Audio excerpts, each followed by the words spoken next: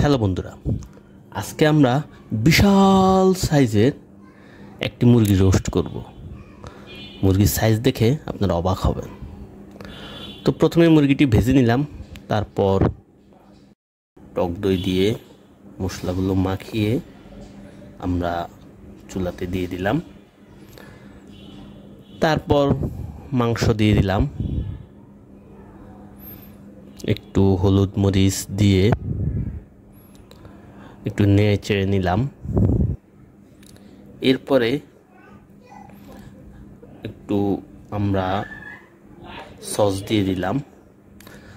তারপরে মুরগিগুলো দিয়ে ভালো করে কষিয়ে নেড়ে চেড়ে উঠিয়ে নিলাম।